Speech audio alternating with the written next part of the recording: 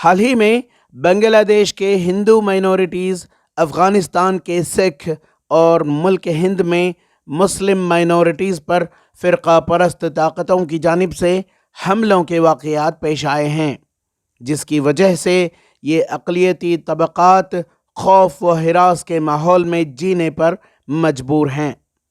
हालांकि मज़कूरा पड़ोसी ममालिक में इन मामलात की जांच की जा रही है, ताहम शहर बेंगलुरु में बेंगलुरु मुस्लिम्स नौजवानों की जानिब से एक कैंडल विजिल का ऐलान किया गया, जो कि बरोज़ मंगल बतारीख़ 26 को बाद नमाज मग़रिब मस्जिद कादरिया के रूबरू मुनक़िद किया जाएगा।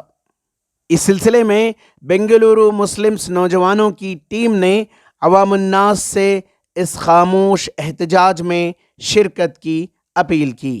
बहुत सारे फ्रिंज एलिमेंट्स हैं, बहुत सारे फ्रिंज ऑर्गेनाइजेशंस हैं जो लोगों को पॉलिटिकल लाइंस पे, रिलीजियस लाइंस पे डिवाइड करना चाह रहे हैं for their vested interest. So our appeal is to the government to bring these people under control and ensure that every single human life is protected, be it Muslim, Christian, Hindu, Sikh और दलित। चाहे ये जो भी वाक़े हो रहे हैं, चाहे बांग्लादेश में हो या अफ़गानिस्तान में हो या इंडिया में हो या श्रीलंका में हो, any act against any human life needs to be strongly condemned and we strongly detest such kind of actions against humanity. First of all, we all need to realize that above religion is a human life. एक हमारी कोशिश है कि we want to raise our voice in favour of the minorities of Bangladesh, the minorities of Afghanistan and the minorities of India. तो इसीलिए हम लोग एक पीसफुल ह्यूमन चेन की अपील कर रहे हैं।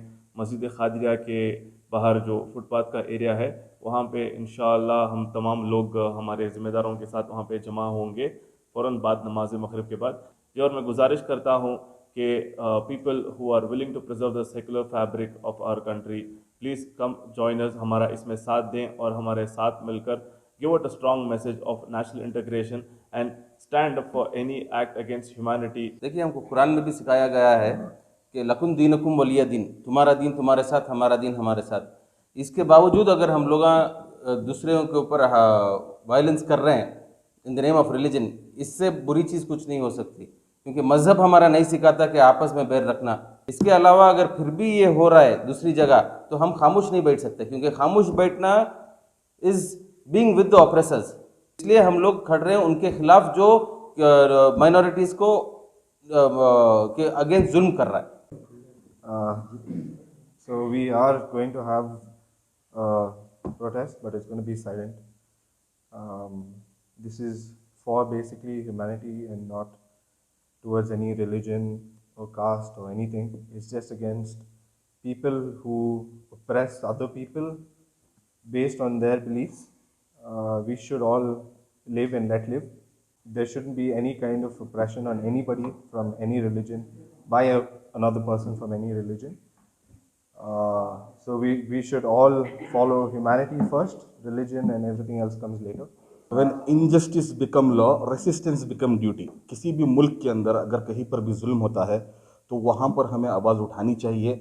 अगर आज हम अपनी आवाज़ नहीं उठाएंगे तो कल हमारी नस्लें गूंगी पैदा होंगी।